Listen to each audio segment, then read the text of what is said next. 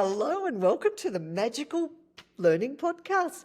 As you can see from our description today, we have a guest, and I'd love to introduce you to Vinisha Rathod. Now, before we get to Vinisha and her book, we always like to know, V, how's your week been?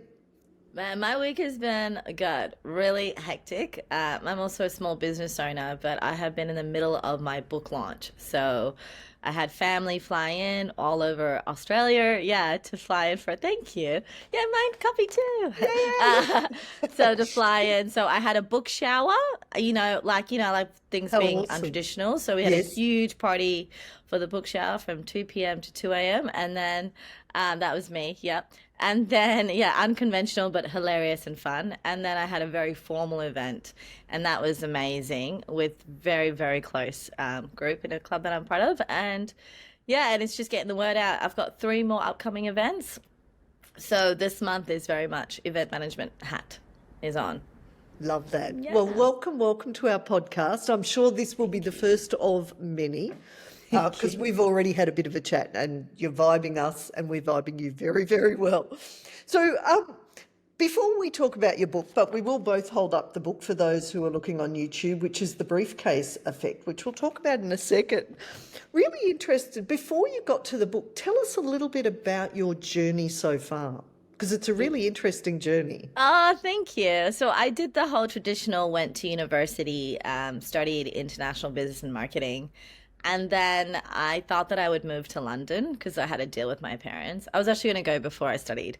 And they go, what are you going to do when you get to London? I was like, I don't know, work at a bar. They're like, you're going to study a degree. I'm so glad they told me to do that because 18 in London, I much prefer partying with my friends. So then I did that. And I worked in a company for 7 years during my university and high school, and I was going to go down the marketing path. And the reason I'm sharing this part of the story is very intrinsically related to the book. So a couple of months, like a month after I finished university, my father was diagnosed with cancer.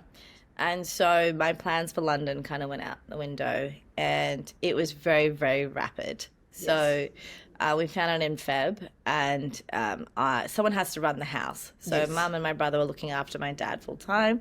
My sister was in school, and I had to stop everything and keep the house running because unfortunately when you're going through something like that, someone has to cook and clean and keep the things running. And so I stopped working, and I had a path of marketing. This is why I'm just so intrinsically related to how the book goes like this and why my life went like that. So I was going down the path of marketing because that's what I studied, and I actually got an internship with the company I worked with for 7 years, a retail company, City Beach back in Queensland where I was from. But I had to stop it because it was too much going on at home. And so then I didn't really know what was happening with my career in life. And then I thought, he's getting better. Maybe I can start looking. And then unfortunately, he passed away in June. Ouch. Danette, I was 22, and watching someone you love dying in front of you, that will never, Sucks. ever. Yeah. And he was the closest person to me. I was really, really, really close to him. So it devastated me. At the same time, I was meant to also get married to someone, and then he left as well. Wow. Fun times, everything. Wow. It was a very big year, all at once. And then, so then I got a job that was an executive assistant or like a business management support lead at a TAFE close by. I know they reached out to me, an agency, and I didn't know, but my headspace wasn't the best. I was trying to recover. I also had my family's fighting, and it was just chaotic. My mum was like a 43-year-old widow. My dad was 50 when he passed. Wow. So she was young, and so she's heartbroken. And so managing that, my siblings and that. So I took a job that was better for me to be closer to home, but also still challenging. But it was great to be in a new environment because then I wasn't reminded every day because he passed away in the house that we grew up in. So it's a reminder every single day when you get home. And so from there, I grew, and I was actually really good at it because I worked with 50 teachers. I was a business assistant to them, and I worked with tradies. It was great. And then I got noticed very quickly for my skill set because we're always known to be hardworking, have initiative, have drive. And then very quickly I was picked up and promoted into another role. And then I always had, thank you. I always had people see my potential. So as much as one of your brilliant previous podcasts with Vanessa talked about women and bullying, it was the first time I experienced that. And I think there's so much you learn when you do actually in-person working that you don't pick up as much when you're remote. So I actually learned a lot in those few years. And then I realized that if I don't move to London, because my partner I was with, he left, and I was like, you know what? And I was healing my heart from everything, but then I was stagnant. And I go, if I don't move to London now, I'll never leave. And I think we always have, I call them sliding door moments, where we have moments in time where we can go this way or we can go this way. So I had a really great career. Like they all knew who I was. But I was like, oh, I really, really, really wanted to go to London, and my heart's a little bit better. So if your heart and head is not in a good headspace, even if you go wherever in the world, you'll be carrying that. And I think my heart was a bit more healed. We did a 1-year prayer in India, up in the mountains for Dad, during those years. And I really recollaborated my heart. And I was like, I'm ready to move overseas, and I'm ready to do the next part of my journey. And so I did. I moved to London and had the best time, as we never really had much money growing up. So I learned about travel, and I was like, I'm going to come and find my career and what to do with my life. But I was like, oh my God, I'm going to love Europe instead. I was like, this is the best. So I worked as executive assistant to boards and CEOs, to chairpersons, to very senior people across the health district. I worked for the first blind transgender person in Parliament. Wow. And the reason she hired me to work on a political campaign, work with her, is because in the interview I said I like to give hugs. So if anyone out there, Me too. Huge hugger. she was like, I like her. And I was like, that's so weird. It's so said that to me now. But anyway, I was young and I was ready on a journey. So I did that. And then I also worked at pub crawls as a pub crawl leader, because I went to so many. And they're like, can you please become a pub crawl leader? So I'd have an umbrella and I would lead pub crawls, because I went to so many of them, because I brought all my friends. Anyone that came to visit, I was like, come. So then I had like a lot of random things in my career, and I was a really good executive assistant. I didn't love it, but I was really good at it, because executive assistant, for anyone listening, is people that are managing the leader's time and energy, and everything. And it's really interesting to see how people treat you, because you're not the actual leader, but you have access to all of them. And if you're good, you're treasured. And I see a lot of people down EAs, and I was like, man, that job is hard. Yeah. And I was really good at it. And I had like my dream job right at the end, but my visa was finishing. And I said they couldn't really sponsor me. And that was when they were part of EU. So they had to prove all of Europe couldn't do what I could do, which, to be honest, they could do. So then I came back, and everyone is asking me, and it's so intrinsically motivated for the book. That's why I'm telling a little bit of a longer story. I came back and everyone's like, what are you doing with your life? You have no money, you have no connections, you have no job, you have no partner. And I'm like, well, I am a lot more experienced in life, but I grew up in Brizzy, and none of my circle did what I did. So it was really hard to relate. We didn't have much. So I was really, really depressed at home. Mum was depressed at home with me. And so, I just didn't know how to job hunt. I didn't know how to bring myself together. I didn't know, Mum was married to Dad at 16. We came here as an immigrant family. We were really young when we all come here. I didn't know how the working world worked. And so when I came back, I just didn't know what to do with my life. And I think we always have those times, like, what are we doing? I'm a journalist. I'm good at a lot of things, but I don't know what to do. And so then my job, I said it in the book as well. I get a job as a retail person for a month or two during the Christmas period, because my friend could see how depressed I was, and I just wasn't hitting anything with the interviews. I wasn't getting the jobs. I was just one of many in a sea of CVs. And so then I got that, and then I got a job at Ernst & Young as an EA. And my boss was very quickly saying, well, why don't you do more? You do consulting. And I was like, what the fuck is that? I was like, people get paid for this to solve people problems? Yes. This is insane. And then I learned about child protection and domestic violence. So think of workplace health and safety, but with a child lens. And now we're seeing that with exactly what happened with the daycare centers, right? Yes. Where you look at we know that, and I'm sorry if this is triggering for everyone, but we know that pedophiles exist. How do we keep pedophile-free environments and protect the most vulnerable? And that's our children.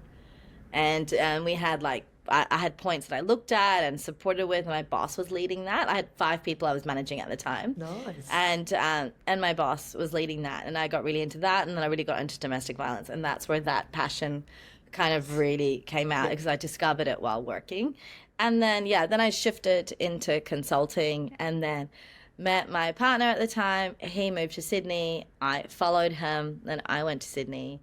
And then I got tapped on the shoulder, joined Boston Consulting Group, so another big 3 strategy firm specializing in org design, so right people, right roles, but everything to do with people and business, the intersection, I was doing that. So I was doing that for clients, and I was training people internally.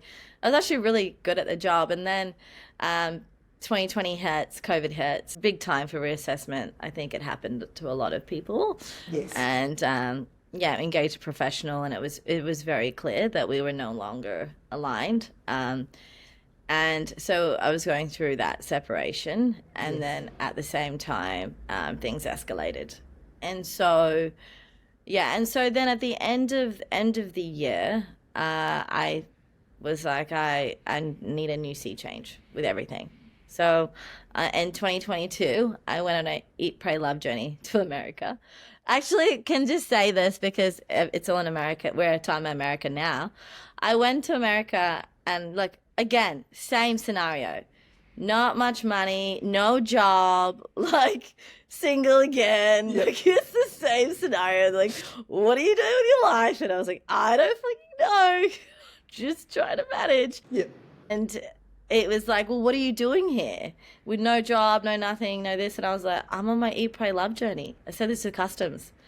They were like, I was like, the lady is from America. How do you not know her story?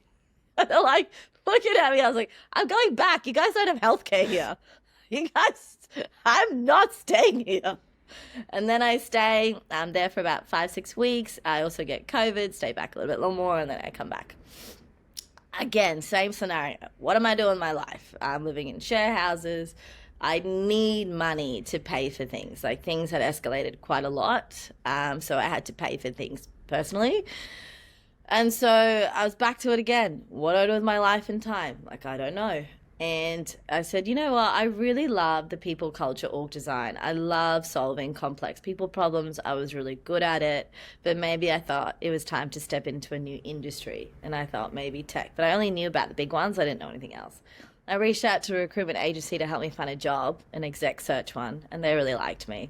And they said, why don't you join us? And I was like, okay. They just do us a pitch deck from C to D. And I was like, what is a seed? Is that a plant?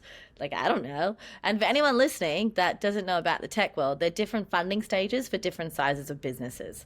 And so obviously, as the growth of any business, it doesn't even matter if it's tech or not. You all have different problems when you're trying to figure out, do you have something that people want to buy versus as you do have something people want to buy, you're going to have different problems of staff transitions, expansion, go to market. So you go through different stages and you get funding accordingly. But that does not change with any business you work with. So I created something in a few days. They're like, how'd you create this? And I said, I listen to a lot of podcasts and do a lot of reading. I get a lot of information and I make it concise, and I always make everything I do customer led. And the reason I'm having the themes of this is it comes through the book about timeless skills. I always had them. And I think if you carry those, no matter what you do, you will find success, because it's not as common as we think. It's like common sense, not as common. I'm like, these skills I thought were normal, but realized they're not. I was like, not what? at all. I was like, I thought these are normal skills. Like, initiative? No? Okay. And then so I started working there, and so it's all very interlinked of the story of the Briefcase Effect. Why a briefcase? So I started working in tech, and they really liked my personality. And I was working like team of 20, like across Australia. And in my Sydney team was like 4 or 5 of us guys. It was great. And I had the best time, and they got to get my personality. I worked with some amazing people. And then I was like, Mom, I really need a laptop bag. So then I saw a person on the bus with half a litre of milk and a briefcase. And I was like, the briefcase reminds me of Dad. And when I worked in the tech world, it was a very close parallel to working in sci-fi because I didn't know anything about tech. Like I was learning, absorbing, I was going through a lot personally. So I had a lot of time to dedicate towards work. And so I started going to a lot of networking events because I was hungry. I was learning about this world. And then I was like, Mom, I need a briefcase. So about 6 months after I started this role, I was in Brisbane looking for a briefcase and found one eventually. And I had 4 of the ladies to help me do the locking of my briefcase. I should show it to you. It's over there. Yeah. Go for it. So then I had this briefcase. Well, maybe I should show you the more plain side. This briefcase. And you know how you have to do the numbers like this? Yes. Now everyone knows that it's my father's birthday. So you could probably calculate it quite easily. So it's Dad's birthday. And I had 4 of them try and figure out the coding because no one's buying a briefcase anymore. Then I did, and I came back, and then everyone's like, oh, you have a briefcase. I was like, it's my handbag. And they're like, this is disappointing. There's period pads in here. I was like, it's my handbag. I was like, sorry. Not used to a small brown girl holding a briefcase, but it was because I missed my dad so much. Yes. And he would have loved sci-fi because he was always the same with work. He was like, I don't know if I want to be an accountant. I hate it. Yep. Is that we're all trying to like integrate all the things and always be passion-led and everything. I was like, you're not always going to enjoy what you do. And that's fine. Like, it's fine. Can we stop making people feel guilty? And so then when I was working at this tech recruitment company, I didn't recruit, but I heard everyone talk about passion and stuff. I mean, that's going to go more into the book. But I was like, you shouldn't make all your decisions because in corporate land, no one cares. These are creatives and tech that have the ability and luxury to even think about what they like and what they do for work. And so, yeah, then that kind of built from there. Yeah, and then I worked at this tech recruitment company, did expansion, go to market, quite a few things, and then finished up with them end of 23. And then I started my own business last year. Yeah, called P3 Studios, so People, Purpose, and Partnerships. And did some work in the Middle East.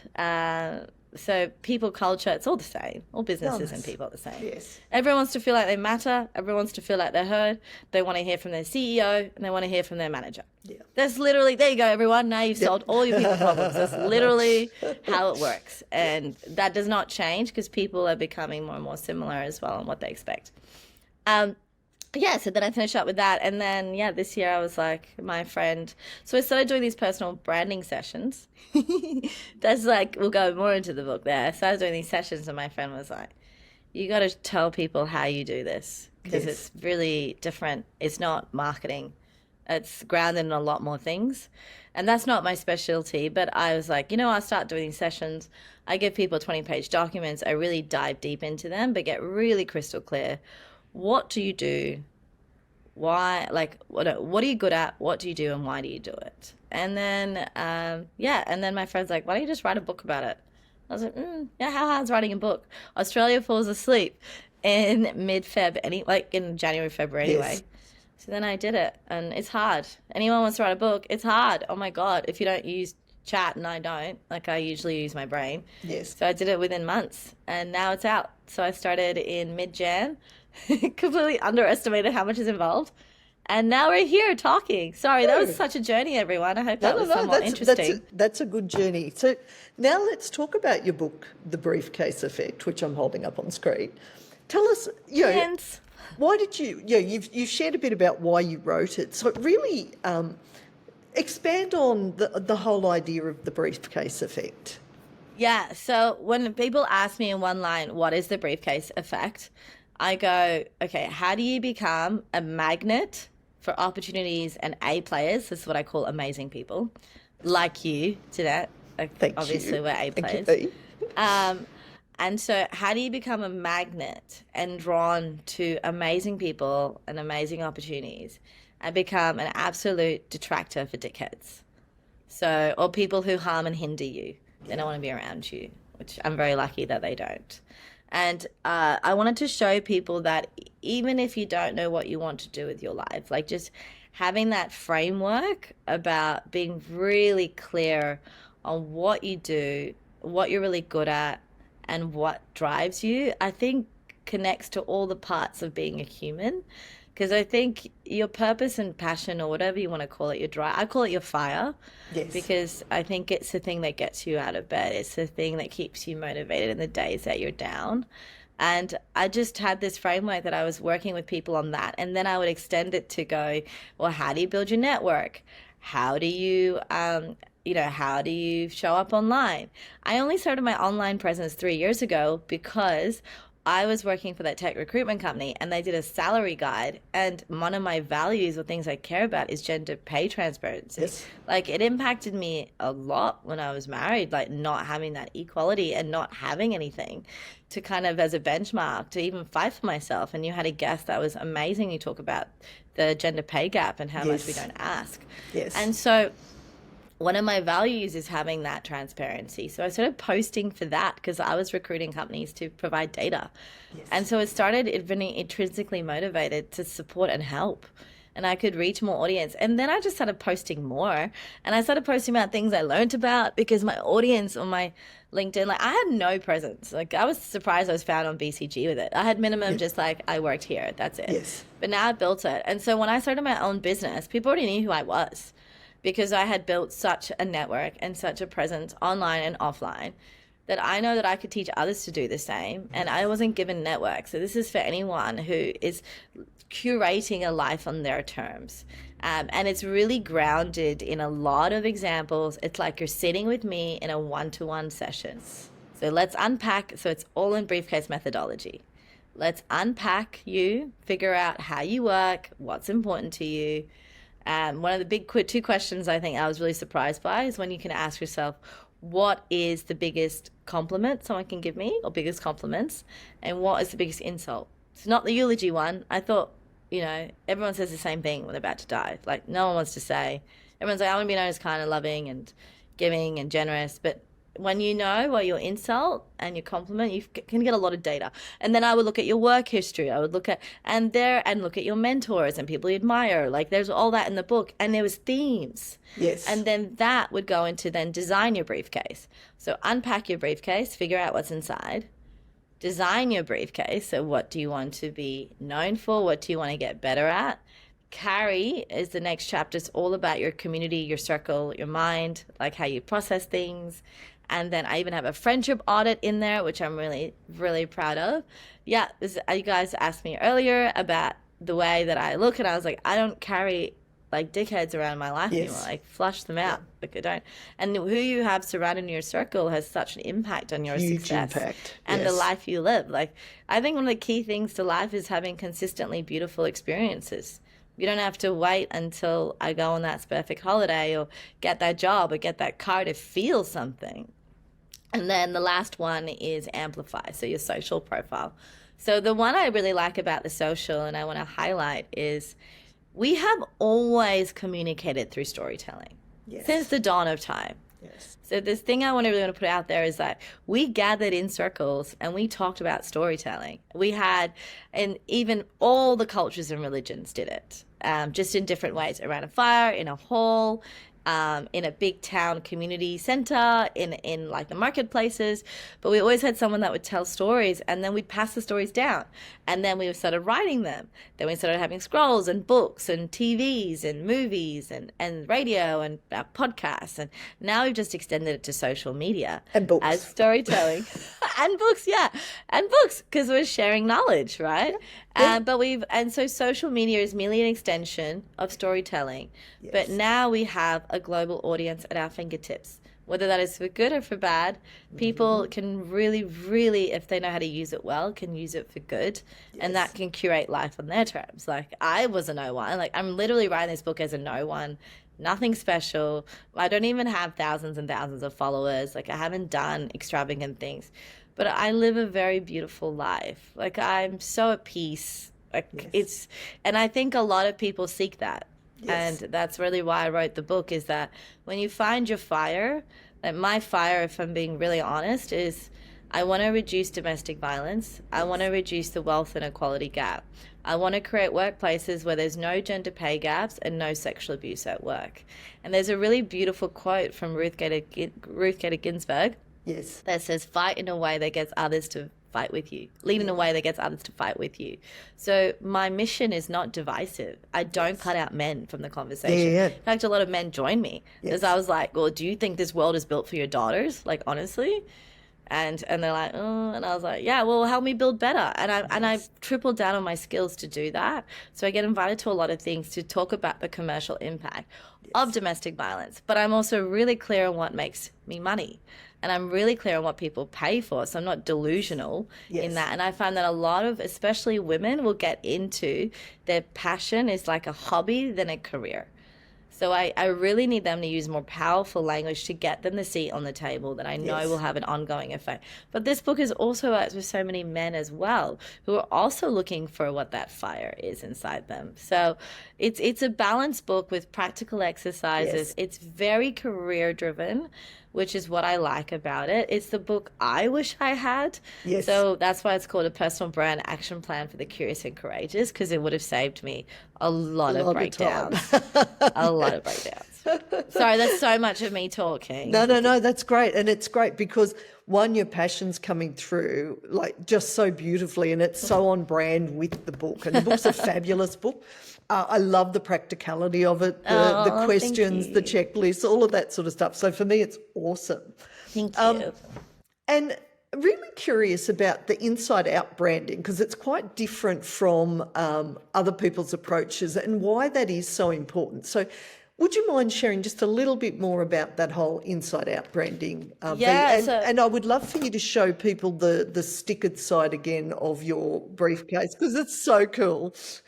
So yeah, I did this on purpose. So Briefcase is very, very, very loved in the tech world. They were like, oh my God, it symbolizes capitalism. And I was like, oh yeah, it does. So I started putting all my stickers on there. And I was like, when I meet a brand or if I worked with them, I'm like, can you put a sticker?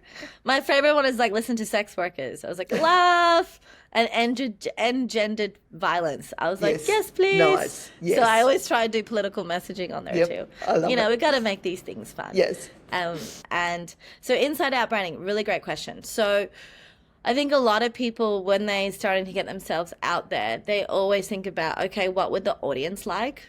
What's trending? And I think we're moving away from that in our society. Like, there's a lot of talk about authenticity, and in the book I actually break that word down because I think it gets misconstrued, like sustainability and many other things. And authenticity is something you can work towards. You're not born authentic. You choose to be. And you can learn to be. Like, you don't, like, I know not everyone is empathetic, but you can choose to be compassionate. Like, you can actually learn how to do that. And I think the same with authenticity. So I think in the way that we're going is, if you're really, really clear on what your skills are, and I call them superpowers, some people don't like that word, but I don't really care. Like, if I just use myself as the example, I think I just want to use myself as the example because I want to talk about it, how inside out branding has worked for me and how it can work for you. So, that you as in like everyone else. So when I do pitching or if I meet someone new, I bid for connection, not transactions. And that's aligned to my values, which we talk about in the book about depth. One of the most important things for me is to be around people that I'm aligned with and who want to build better and make the world better. So one of my bookmark is, may your love for humanity be stronger than your need to exploit from it. And find people who are like that as well, right? Love that. And the only way to attract people like that is to become like that yourself. So if I look at what I've done, if I go, okay, V, what do you do? What's in the briefcase, blah, blah. But I go, what do I do? Oh, hey, let me just share with what I'm good at, what I do, and why. I build connections and trust quite quickly, and which I didn't know was a skill. FYI is a skill. I met more people, and I'm like, oh, that's huge a skill. I didn't know. That's why it's so good to do these exercises, because you really got to know what do you do that's easier for you than others, because you've got to capitalize on that. So I build trust and connections quite quickly across all groups, because I worked with senior leaders my whole life, to the most junior, to children, to animals, whatever. I also have a very commercial mind that can grow your business, but I understand how much human behavior gets in the way of decision making. So I ask you, how many commercial decisions are based on bias than what's sound? So that question's a hook. That question, anybody, whether you worked at McDonald's, whether you were in senior leadership, every person I know is like rolls their eyes or knows a story of like, why did they do that? So already they're engaged. Okay. And then I go, okay, so what I do is I build a lot of clarity and alignment with companies and people. So I build great places to work. So great places to work, early stage, co-founder alignment, end game. Do they know where they're going? If you're going to renovate your house to live in it versus to sell it, you make different decisions. Same with a business. So do that. Later stage, change management, org design, right people, right roles, all that kind of stuff. Culture, high-performing teams. And I do that because if your company is profitable and a great place to work, the best companies hire A players. Right. And A players can come from anywhere. They're not just limited by the school or the color of your skin or your gender. A players come from anywhere. And guess what? A players love working with other A players. How good is watching sports when they all fucking work together than when you're just battling and working with a team that doesn't do anything? Yeah. We love working with great people. Great people do. Yes. Which, for me, reduces the wealth inequality gap because A players come from anywhere. And that, for me, reduces domestic violence. Because one of the reasons that people don't leave relationships is lack of access to money and a community, which is what workplaces give. Both very, very personal stories to me. I would have been a lot harder to leave my relationship if I did not have a career. And I would have never had a career if people throughout my whole life did not see my potential. They didn't wait for a diversity program. The best leaders don't need to do that. Correct. They see talent. And this is not this is not just me talking. This is widely known. Yes. And so with that, everything I do in terms of what I post, what I talk about is related to all these things. Yeah. So companies know that if I'm working with you, the reason I'm not going to shove domestic violence up your throat, but what I'm going to do is I'm going to make sure you're profitable and you're a high-performing team because there's a direct correlation to making money. Correct. But what I say to a lot of people when I'm on my mission to create places that don't have gender pay gap and don't do sexual abuse. Yep. So I go build better. Yes. Fund those other businesses that don't allow it. Yep. I can't change the Goliaths. I can't change them. And look, some of them can try. So if there's culture work and they want to and it's leadership led, but I'm not going to fight on things that I can't change. Yes. So I look at and I really encourage, build better. Build and support those businesses, doesn't matter male, female, non-binary, whatever, that don't allow that behavior. And you know what? They're going to be making a lot of money because they're going to work with A players, and A players are going to be your eyes and ears of the business that will grow your business. There's a direct correlation to doing this work commercially. And because I know I have the skill set for it. Yeah. And so a lot of the other work I do is with this framework and with this book is I actually work with sorry. So good. What I do is I actually work with a lot of groups and I work with people one-to-one, and I've had groups with women where we go, how do we articulate ourselves so we can get into those positions of power? Because I always say with domestic violence, you've got two stages. You've got recalibrating, where your nervous system is all over the place. You might even go back to the person, but you're just resetting your body. You're in no state, and I've been there and I get it. Like you're just in no state to think about finding a job. And then you've got rebuilding. The number one thing when you're rebuilding your life is getting money, is getting work. To be getting work, you need to have confidence. What's the number one thing you lose when you're going through something like that? Your confidence. So I know the importance of this work, and that's why I'm very aligned to what I say yes to and what I say no to. Right? And I think that's really important for people because we know we're lovely people. We want to say yes to everything. So I know, like I will volunteer my time to something like the Arise Foundation, which works with women who've gone through abuse and looking for financial independence and getting them job ready. And I know that my work can help them with that. And whenever I do something, I will always try and keep a spot for someone who's experienced domestic violence, because I know one of the key things to do is to help them, break that cycle and get them into those circles, get around people who support them, because for so long your confidence is shattered.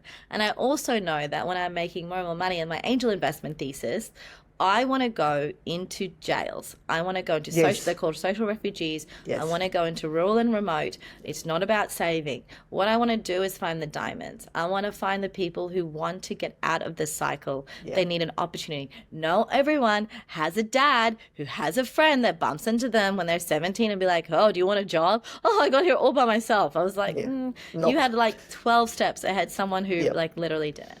And so I know like how I want to tackle the issues I care about. And it doesn't come from a genuine place, and it doesn't come from a place of needing to save or to make me feel good. Like I do it because I look at every single time. I'll start crying. Every time I see a child, I'm like, we got to make the world better. I'll start crying, sorry. That's okay. We got to make You're the world allowed better to. for them. It shows you care. So we just have to make the world better for them because it's shit. Big virtual hug. So, yeah, we love when we interview authors to understand their writing process. And you said yours was really quick. So, yeah, often we have people thinking, I've got a message, I want to get out there. So how did you go about writing this beautiful book? And take your time, like take a breath, because I can see that last answer, it came from your heart, which is beautiful. Thank you. Okay, for anyone that is listening and thinking about writing a book, pure ignorance. Ignorance is bliss in this case. There's no one really close in my circle that's written a book before, so I didn't really know what to expect. And I was like, how hard is writing a book? Because when I do my one-to-one sessions, I give people a 20-page document. So I thought it was just an extension of that. Yes. Yeah, I did not know. So I met with, so I went self-publishing route because I like things done my way and I'm very pedantic and I wanted it done fast. I knew the message because I'm hearing a lot about personal branding. I knew the message and it's mainly coming from men. I knew the message needed to come out this year. I had such a strong gut feeling. So I'm like, it's got to be out this year. So I had the chat in December. And I was like, you know what? Mid-Feb, I'll have the manuscript. Australia's asleep in January anyway. Wow. I severely underestimated how much is involved in writing a book. What I did that, because I was writing so quickly, is I built in public. Yes. And I was really surprised how many people were involved with my decision making. From the cover to the title. I want to share a little bit about the title because I was actually going to call this "Fuck Personal Branding" with the F with the thing. Because what I wanted the feeling of is a person at the airport sick of hearing personal branding and like pick up the book like, oh, that's how I feel. But then my girlfriends are like, but your book is all about personal branding. I was like, very true. And then I was like, the Briefcase Effect is too close to me. Like, I don't think it's a universal audience because everyone who loves me knows the briefcase and loves the briefcase. So I thought it wasn't personal. And this book, but then I really checked myself and I said, this book is about servitude. It's not about my ego. Yes. And I'm not, like, it's insane. I went through all my social medias, LinkedIn, people I hadn't heard from in years. They came back to me and like, Briefcase Effect. And I was like, I don't know. And then it was insane. So it was really, and then even the cover, like this, like the personal brand action plan for the curious and courageous. Like, yeah, like I involved everyone. Like, and I went through like millions of iterations. Now, even if I look at the color, originally I went for a pink, but then I actually couldn't find that'd be quite divisive and not gender friendly. And book is, I've had old people, young people, middle age, like mums returning to work. Like, this is a book for everyone. That is literally like, how do I get the balance right? And how do I not have to wait for that one thing? How do I become not complacent but content? Nice. So you don't lose your drive, because I've definitely not lost my drive. But I've definitely found my peace, and I have a great time all the time, because I literally changed my personal and professional environment to curate that.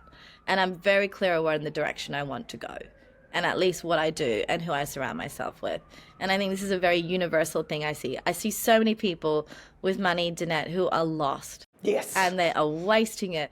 And I'm like, give it to me. I want to do stuff in men's mental health. Like, even if you don't like women, give me the money. I'll at least work on that bit. Or like, give me the money and I want to break cycles. Like, you know, when you help people who are genuine and want to make the world a better place, it helps all of society. You just don't cut out one group.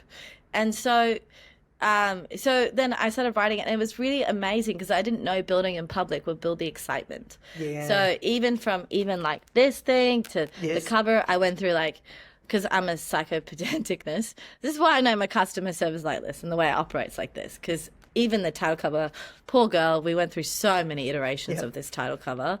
Even the briefcase, this is briefcase, because everyone was like, why isn't your briefcase on there? And I was like, oh man, like, because it's not about me, it's about your briefcase. But then what I do is that, because people looking online and people listening. What I do is when I sign the book, if you want me to sign a copy and come to any of my events, what I do is I have a briefcase sticker and I put that on top to say it's been signed. So you can actually have my briefcase on there. Yes. But for everyone else, I want this book to be able to go to executives. I want it to go to large corporations, but also to startups and small businesses because it is applicable, and having something more friendly is good. Yes. So the writing process was, I'm not joking, it was hard. Like I listened to a podcast that said, you're going to want to like kill your editor because they're going to cut out bits that you thought were important. And you're like, yeah. So you have to keep reminding yourself that this book, just be clear on why you do it. Some people are like, I just want to prove to my mom that I'm the best, or I want to tell my bullies like I made something of myself. Like, good for you. Like, write a book for that reason. Yes. My reason was servitude. My reason is like, I'm writing this for the girl who wished she had this. The amount of times that she broke down, trying to figure out a career, didn't have anyone to show her how this whole thing works, and now is living a life where she's making it work and wants others to do the same. Because for me, when you find your fire and you find the best version of yourself, your essence on your sleeve, we all win. Like, we all win. Correct. Like, we all have a role to play for the next generation. Yes. So I wrote this book because it's an extension of my one-to-ones. It's a solution I can give to people. But I think for the writing process, for anyone that's considering, really know why, and then maneuver around that, and then really take your ego out of it. Because you're going to have some days where, and it's like so I did a book shower. I'm a celebratory girl where I was like, this has been my life for like a while, but it's because I don't do subpar. Anything I do with full heart. And I think, you know, I want more people to kind of learn how I've navigated things, like timeless skills. Like, even if you don't know what you want to do with your life, be a person that can take feedback, that's accountable. So it's been so, for anyone who's worked in service industry their whole life, like me, we don't have a thing to show of our thing. Yes. Like, this is the thing. This is the physical product of my brain outside here, from brain to book, is literally how I called it. Love it. And so that's my very long answer to the process. So it has been a process. I'm a psychopedantic person because I want it to be perfect, because I wanted the person on the other end to feel that this is a gift to them, because I know the impact it has when we're all the best versions. Yep. Beautiful. Is there anything else you'd like to share with our listeners and our viewers before we finish up today? Yeah, so depending where you're based, I have 2 events in Sydney. So I have a fashion one at a vintage store in Paddington on Friday, and then in 2 weeks' time I'm doing one with the big community groups on August 14th. So that's all on my website, thebriefcaseeffect.com. And I'm also doing a launch in Melbourne next week. And then for anyone that's joining, like, I am doing partnerships. I'm getting back on the tools with consulting stuff because I actually really like it and I actually really miss it. So I'm getting back on the tools. Like, I love talking and doing events, but I also love doing the work. And for anyone that's really thinking, should I buy, like, it's $9.99 on ebooks, so try to make it really affordable. But it is really, really fun to do with friends. I've had a lot of people reach out doing it with people. And it's so you could live a more fulfilled life. And it's not about finding your purpose. It's your fire. It's the reason that you do what you do, and have fun. When you find that fire, you're not more miserable and depressing. You're actually a joy to be around. So, you know, we need more joyful people to be around. There's a lot of sad people running around not having a great time. And I was like, you can have a great time. I've been there and I've done that. And I've shifted my life in 3 years, completely pivoted my whole life, my whole circle. And I know anyone can do it. So if you're listening and thinking, please, please, please, and get in touch. I'm on all the things. I have a fairy and briefcase on my LinkedIn. Lots of stuff on there. I post quite often. My social media, Instagram, if you want to be on the human journey, is very rapid and wild. So you can join me. VINII_SHAR, Vinisha. And I'm on the TikToks and I'm on all the things. But, you know, reach out. I'm a human. We're here. We're all doing this thing together. Thank you so much for joining us. For those watching, The Briefcase Effect. And can I say to all of our listeners and our viewers, thank you so much for supporting us. V, thank you for being here today. And to everyone, have a magical week.